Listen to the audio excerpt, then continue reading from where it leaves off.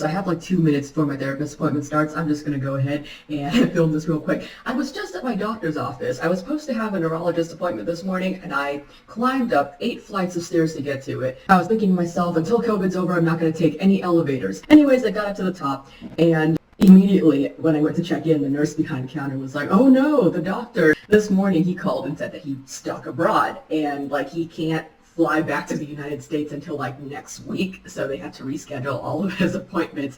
And they went, you know what, do you want to get a COVID vaccine since you're already here? So I'm like, I'm not a senior citizen and I'm not in a high risk group. I'm actually probably like the lowest priority group. But they told me, you're already in the next phase, so everybody can get a vaccine. And so I have been vaccinated without even planning to or anything like that. I was telling myself, like, but when I go get the second vaccine, I'll go get donuts in celebration. But of course, I was talking to my friends and coworkers, and they all started talking about donuts. And next thing you know, I was at the donut shop. So I got myself 4 of these. Look how lovely they are. I was planning to bake cinnamon rolls this week. Found this recipe from Martha Stewart that involves using mashed potatoes, and I bought the cream cheese and everything, bought the russet potatoes, was all ready for that, and then I walked in, and I've never been here at this donut shop this early. I just got here this early today because of the vaccine didn't take as long as the doctor's appointment. So I got out early, and I went there, and they still had that cream cheese cinnamon roll, which I've never seen before. I guess they usually run out early, but I got there early enough today to get the last one, so let's see how that tastes. Anyways, now I have to go to my appointment. I'll probably be munching through that. It was all cloudy outside, then as soon as I sat down, the sun came up, and now it's super bright again. Oh, I know, I think it's going back down. All right, so let's hope it stays that way. It is Saturday morning, and I went to bed ridiculously early last night. I think it was like 11:45, and I was already turning off the lights, making my rounds to check the locks and everything, and I was asleep by 1 a.m., which never happens on a Friday night, but I had been working so many hours and just working on so many different projects this whole week, so I guess I just burned out. And I was like, I am looking forward to my weekend when I can actually do fun stuff, because I just did not have the mental energy for it last night. I really need to film my wrap-up video. I have been skipping wrap-up videos lately. This is more of a thing where it's like, I'm gonna cover only the books that I have not covered in separate videos. Like, I do want to talk about them, but I haven't had a chance to, so I'm going to go ahead and just do it all in one go. However, today I have a packed schedule. I have to clean my apartment. I have to watch Space Sweepers, which is this Korean sci-fi film that just released on Netflix today, and I've been waiting for it for forever, so I have to watch that. And I have just all these other things that I want to do. I was just on Discord and Kate was talking about eating pancakes, and now I really want pancakes. I think I'm gonna go make some pancakes actually before I do any of the other shit. But I do need to clean because my whole apartment smells like cooking oil right now. Last night I was trying to make fish and chips because I was like, at the end of a long week, I want to eat some greasy food and drink some beer. And of course, I don't know how to deep fry. So I assumed that when you heat up oil, you're supposed to wait for it to boil the way you do water. That is not how it works. I waited forever, and I noticed that it was starting to feel really hot next to the stove. So I dropped the fish and chips into the oil, and immediately it turned completely coal black. And oil was like bubbling up, and I turned off the stove because I was like, fuck, it's gonna boil over and I'm gonna die. Burned by boiling oil, which is so sad. And smoke started billowing out, and the smoke alarm went off. So I'm just like thundering over to all my windows and like pulling them open. In retrospect, it was pretty funny. I almost made the whole apartment complex go out and stand in the cold. But yes, I was not returning to the stove after that. I just ate my brownie Snickers bar and some cereal and cleaned up. Right now I really do want those pancakes, and I'm only making them because I don't have to deep fry anything. I've made pancakes before, so I'm confident that I'm not going to fuck it up like I did with dinner last night. Okay, so you know what happened? I made my pancakes, and I was filming while making the pancakes and just like giving you my entire wrap up, and then all of a sudden my dumbass accidentally deleted the file. So now I have no footage, and I wanted to say what a waste of half an hour, but in reality I was cooking and eating during that half an hour, so it wasn't exactly time wasted. But still, now I have to refilm, which, I mean, I guess it's not that hard for me. I'm just talking while I'm doing other things, but you know, we're past the cooking phase now of the day, and we have gone on to the cleaning phase, so I'm just gonna take you with me as I clean my house. I ate through most of the pancake stack already, but this is what's left. There are 2 pancakes out of about 8, I think. I'm gonna eat these tomorrow probably, and I think I'm gonna clean my sink now. Right, so the first of the books that I wanted to talk about is this book called Golden Stage. And Golden Stage is a Chinese historical fiction novel that I had been waiting on for a while. This English translation was completed about, I think, end of last year. The Golden Stage from the title is an actual thing in history. I think there are different versions of it, but the one that I know of, it's actually a stage. Like, it's a stage from where generals address their troops and receive their honors and ask their ancestors for blessings before they head off to the battlefield or to the border where they're stationed, wherever that is. And if you are victorious and the king is bestowing, the emperor is bestowing honors on you, is also from this golden stage. And generals that die in battle for their country get to have their portraits hung up in the hall that comes with the stage. So it's a big part of life for our protagonist, Fu Shen, who is the eldest son and heir of this military family that guards the northern border. And as we know from Nirvana and Fire, which I told you about last video, the families that guard the northern border tend to be the most powerful in the kingdom. And I'm thinking this is a big natural ancient Chinese history. The northern border was a very happening place. And so the ancient Chinese kingdoms always had to be on guard towards their northern neighbors. So this family has guarded this border for generations because military titles and everything just get passed down from the father to the son and so on and so forth. Fu Shen himself is stationed at the northern border, and that is really all he cares about, like his troops, his men, his bros. So at the very beginning of the novel, I think he's in like his he's only in his early or mid-20s. He's still very, very young. And he's been sent on this like diplomatic mission, I guess you could call it. He's supposed to escort this like procession or something from like a neighboring kingdom. It's a diplomatic mission. So they're taking a route that nobody's supposed to know about, only a few select people. But for some reason, I guess somebody ratted them out and they get ambushed. And in the course of the ambush, all of these boulders roll down. And Fu Shen gets crushed underneath the boulders, and this essentially paralyzes him. So he's paralyzed from the waist down at the very start of the book. But now that he's been paralyzed and forced into retirement, the emperor takes this as like an opportunity to keep the family under his control. This emperor, like the emperor of Nirvana and Fire, is extremely suspicious of everybody. He thinks that everyone is plotting against him or will someday plot against him. This family's been loyal to him for however many generations. They've given their lives for the country, and you know, what do they get for it? It's like all this suspicion. I mean, it's true that if he wanted to rebel, he probably could, because like I said, he commands the largest army. The people love him. He's like the darling of the capital. So in this alternate history of China, men are allowed to get married. And I know in ancient China, like men could have relationships. I don't think they could actually get married, but in here, like men of a certain rank can get married. The author kind of explains, I don't remember the details. I just know that if the emperor approves your marriage, or he tells you you're supposed to get married, which in this case he does, then you have to get married. So he basically decrees that Fu Shen has to marry Yan Shaohan, who is one of the emperor's closest confidants. Like, he is another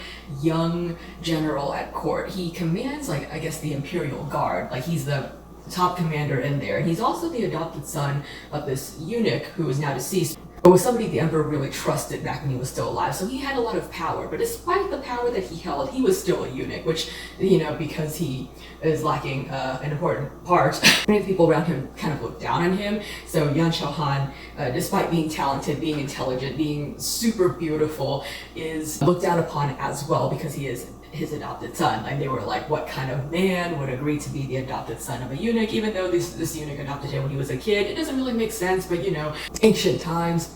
So yeah, by forcing Fu Shen to marry Yan Shaohan, the king has ensured that his line of succession is going to be cut off, because two men cannot give birth to an heir. And in addition to that, people just don't like Yan Shaohan because they think he's manipulative and he's cunning. They just don't see him as a very trustworthy figure, like kind of like a snake. And in court, the two of them, like, you know, being young, talented men and noble in royal circles, have run into each other a lot over the years. And whenever Fu Shen's in the capital, I think I've explained before, the Chinese imperial court system, like the civil and the martial lords and generals will gather in like the throne room to advise the emperor on what he should do when it comes to like certain issues and like certain things going on around the kingdom. And these two have always disagreed with each other on how to do things because, you know, they're just very different people.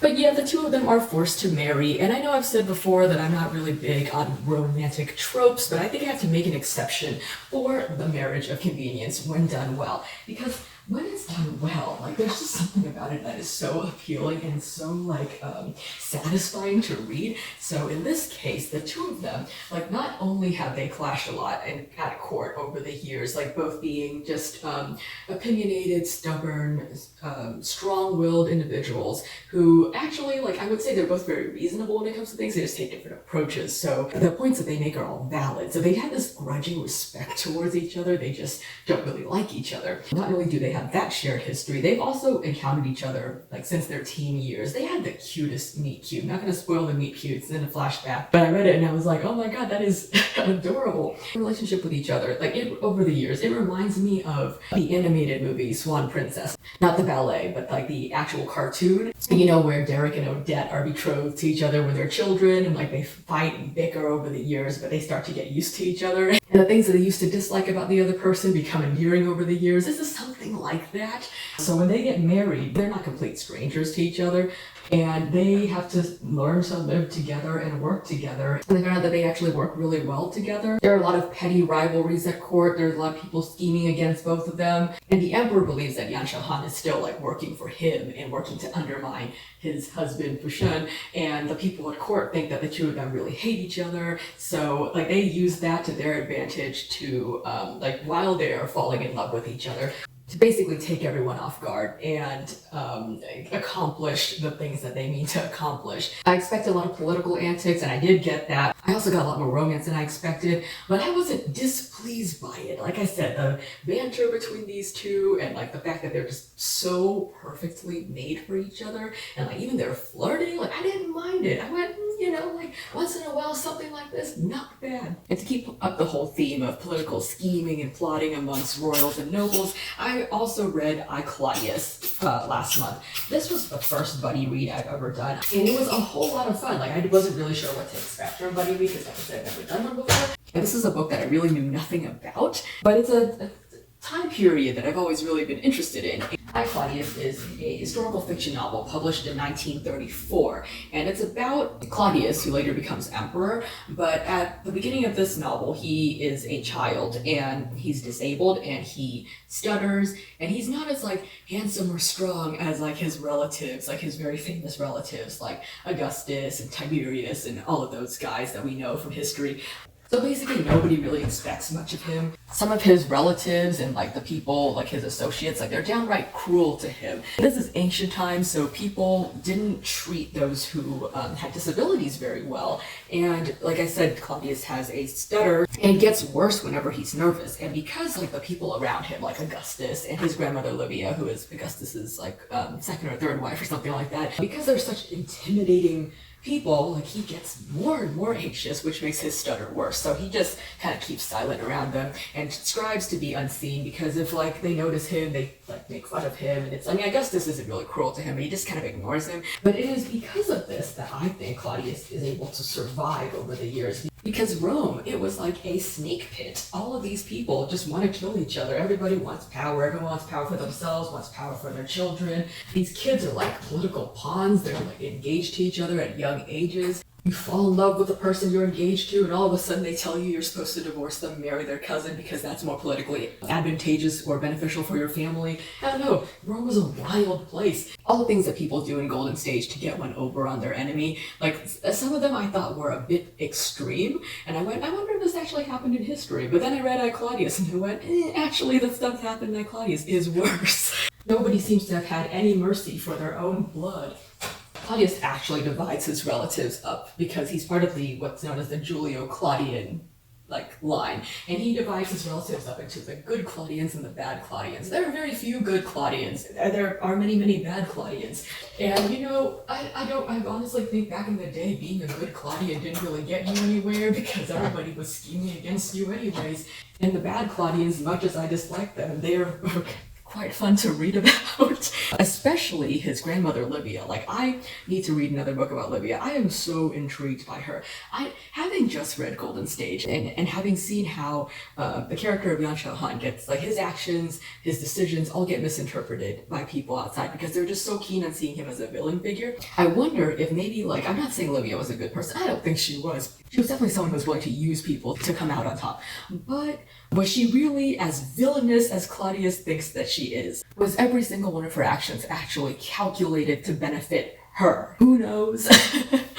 I gotta say, I like the way this book was written. It's very casual. Like, I thought it was going to be more academic sounding, but it wasn't. Like, it really honestly sounds like somebody just writing a letter to like their relative who is stationed away from the capital. Like, I imagined I was Claudius's aunt who hadn't been back in a while, and he was just telling me what was happening. Like, I know you heard this, Auntie, but this is actually what happened. And I'm just like, you know, being the nosy gossip that I am, like listening to him and asking for more information. I have wondered before, if I lived during these times, would I have tried to just stay away from everything? Would I have been in the thick of it? I don't know, like, I like to believe that I would have tried to get myself stationed on the border somewhere, or like maybe like stayed in a different city, but honestly, it's really hard to like stay away from it all, because like Claudius does have relatives that, you know, were stationed elsewhere. And when anything happened, they were always recalled back to the capital, or else like letters were sent to ask them, like, who do you endorse? Like, who do you support? Like, you just can't really stay away from it.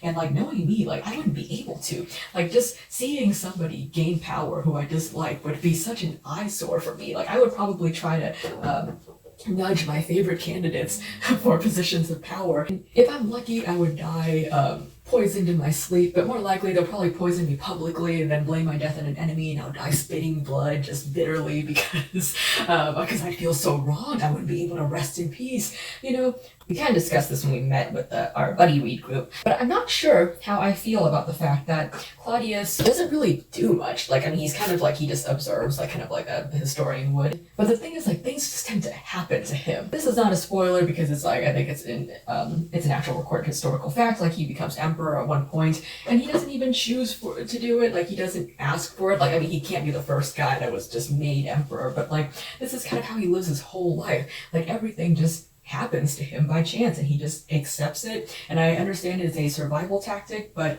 I don't know, like, I would have liked for him to take a bit more action. He's a smart guy, right? I expected a bit more scheming and plotting on his end. What's the next book I read? Oh yes, so this is another Chinese fantasy novel. I waited for the English translation because I did read part of it in Vietnamese, but then I saw that the English one was almost done, and I said, why not? So this book is called Copper Coins, or Copper Coinniches, depending on who's translating. It's a fantasy in a different style than the ones that I have mentioned before. It takes place more out like in the wide world than in like the imperial court or anything like, or like amongst like the martial arts sects or anything like that. The protagonist is a dragon, and many times the dragons in China, they're not like the dragons in like Lord of the Rings, where it's just like this great scary beast. Like, most of them can take like human form, and it's always like an attractive human form. But then again, protagonists in Chinese fantasy novels are always attractive. Like, you never get an ugly protagonist. I think the fans would revolt, honestly. I mean, it's not real life. Why can't you appreciate beautiful people in fiction, right? Anyways, this protagonist at the very beginning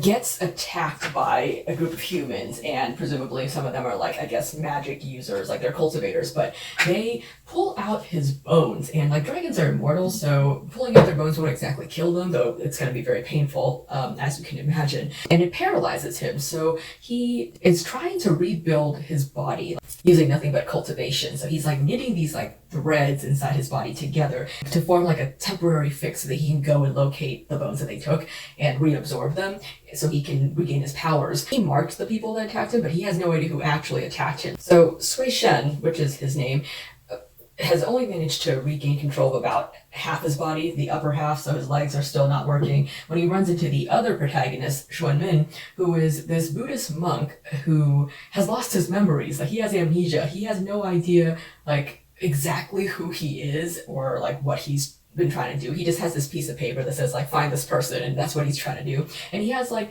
amongst his possessions, this set of copper coins. And, like, these copper coins are just, like, the kind of things that monks in fantasy novels carry around with them, and it allows them to use their powers. Basically, the higher level of ability you are, the more, like, the shinier your coins are going to look, something like that. But, yeah, so it's an adventure story. Like, the two of them decide to team up so Wei Shen can locate his bones and get revenge on the people that attacked him, and Xuanmin can recover his memories and find out like what exactly he was supposed to be doing before he lost them. I know some would disagree with me, but this one is actually my favorite out of the Chinese fantasy novels and historical fiction novels that I've read in the past few months, just because I really like adventure stories, and this one is just, that's purely what it is. It's just fun. Like it's these two people just going from place to place, and they have a clear mission in mind, and they're trying to accomplish it. And I also just really like their personalities. They don't stand out the way the protagonists in the other books do, but they really get shit done. Like, both of them are super straightforward, honest people. Like, I mean, Sui Shen is a dragon and an immortal, so he just, first of all, he's kind of arrogant, he kind of looks down on humans. He sees no reason to, like, try to, like, beat around the bush with them. Like, he's just going to say what he wants to say, do what he wants to do. And Xuanmin, like, himself, despite not having any memories, is very powerful, and he's also a monk, so, like, he doesn't really see the point of lying. So the two of them approach things in quite a logical way, and I appreciated that a lot. What's the next book I wanted to talk about? I could have sworn there was another one. Oh yeah, Skyward by Brandon Sanderson. So this book revolves around a group of humans who are descended from another group that came from Earth, and I think they escaped on like this big spaceship, and they crash landed on this planet labeled or known as detritus, and they've established like a sort of like colony for themselves there. So there's like a city called Alta that's more on the surface where the flight school is located, and then there's like a below the surface city that I think where they might get their resources from, and where the bulk of the population lives. And the people of detritus are constantly at war with this alien race called the Krell, and nobody actually knows what the Krell look like. I think there's like people have theorized that they are like they might be just machines that are sentient and can fight against humans, but like I said, nobody really knows what a Krell looks like because they haven't really caught one alive. And the main character, Spencer, at the beginning of the book, she is a little girl who is going to the surface to just like hang out with her father for a day. Her father is like a very celebrated pilot in the force that fights against the Krell. He just has like a natural knack for flying, and she wants to be like him someday and go up and see the stars and fight the Krell and defend the colony. But while they're up there, like the Krell attack, and her father tells her to, go below ground and hide. And this battle is a particularly difficult one, so the humans win, but barely, and for some reason, near the end of the battle, her father appears to desert, and he gets shot down by one of his own team and branded a coward. So Spencer grows up under the shadow of her father's supposed cowardly act, and she doesn't really believe it, neither does her mother, so she wants to find out the truth of what happened. But her main goal was to get into flight school and become a pilot. Now, she grew up pretty much shunned by those around her because of the thing that her father did. The other pilots in that flight, and everybody I think that was like associated, like somehow contributed, they're all now considered like first-class citizens of this colony, and like they're honored as heroes. They get to go everywhere they want to. Their descendants get like priority admission into the schools, but Spencer doesn't get that same treatment because her father was a coward. So even though she inherited his ability to fly like extraordinarily well, she has a lot of trouble getting into flight school. And the admiral that's in charge of the entire fleet, Ironsides, used to fly with her father. I think she was his team leader, and she is completely against Spencer joining the school and becoming a pilot because of what her father did, because they think that she is going to follow in his footsteps and possibly desert as well. Or is there more to it than that? Basically, Spencer, who is now a teenager, about 16 or 17, gets admitted to the flight school along with like all these other teenagers.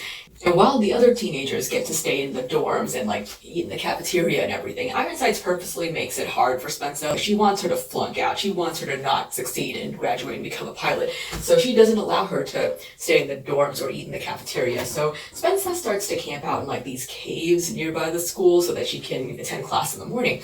And while she is, hunting rats and just sleeping in this cave, she unearths this spacecraft that crashed there, I think 140 something years ago, and she doesn't really know its origins. So she recruits her best friend who is like in engineering, and they start to restore this craft, and it turns out to have like this AI on board, and the AI has its own personality, and it's actually really funny. I like it a lot. For some reason, the technology used to build this ship is better than any that the colony currently has. However, Mbot, that's the AI, tells Spencer that he cannot fight in any battles. According to his pilot, who is now dead, the last orders were to lay low and take stock of the situation, like not actually engage in combat. They're supposed to turn in anything that they find, like salvage, so that the government that's in place can like do research. But Mbot tells Spencer that if she turns him in, he's going to self-destruct, so she decides to just keep him a secret and sees him as like a backup plan in case like she doesn't graduate as a pilot. She can still fly someday. Let me tell you now, I love this book so much. I think Spencer is such a delightful character to follow. She's so resourceful and spunky, and she doesn't let anything get her down. But you know, she's still a teenage girl and she wants to have friends and to fit in. And the other kids that are on her team, like, I adore them. Like, these characters are so well written. Like, you care for all of them. And like, Brandon Sanderson, like, I've only read this book and like his Steelheart books, and not even like the entire series, just like some of them. And so far, I'm really enjoying them. I know he's mostly known for his fantasy works. I still haven't read any of his fantasy novels, but the sci-fi ones so far I'm really liking. And we were just having a conversation on Discord the other day about how many male writers do a horrible job writing female characters. But while I was annoyed at the male protagonist voice in Steelheart, I love Spencer's voice in here. I think Brandon Sanderson writes a very convincing young woman. And the actual story is A+. So I already checked out the second book and I'm going to be reading it sooner or later, hopefully sooner rather than later. I was in the middle reading Kings of Paradise. Actually, not even in the middle. I started on Wednesday night. I read like a third of it, and then I haven't read a single word since because of work, and just today I've been cleaning and all that. So hopefully I'll pick it up again like tonight or tomorrow. But you know, it's me. I do everything according to mood. Maybe I'll drop it and like pick up Starsight next. Who knows? I'm gonna move on to the rest of my house now, so you have a good weekend. I'll see you later. Never mind, I'm back. I just finished watching Space Sweepers. It is such a good movie. If you are a sci-fi fan, you like a space setting for a movie, you have to see this. It stars a multi-ethnic cast, and while the main cast, like the protagonists, are Korean, so they speak in Korean, everybody else speaks in their own native language, and the subs tell you what language the characters are speaking, because everybody is using a universal translator. I don't know why sci-fi films here in the US don't do that, because the universal translator is a very typical sci-fi concept, and yet everybody speaks in the same language even with it. But in reality, with a universal translator, you can have a cast that speaks in whatever language and just have the audience read the subs. I don't think it'll work in America because people here don't like reading subs, but it really worked for this movie, probably because it is a Korean movie. And you know, I did not expect Richard Armitage to pop up in here, but he did. And I love Richard Armitage, so I was very pleased. There were parts that made me laugh out loud. There were parts that were just super touching. It was so much fun. And you know, it's on Netflix, so if you have Netflix, go check it out. Anyways, I'm gonna keep on munching, and I will see you soon. Bye.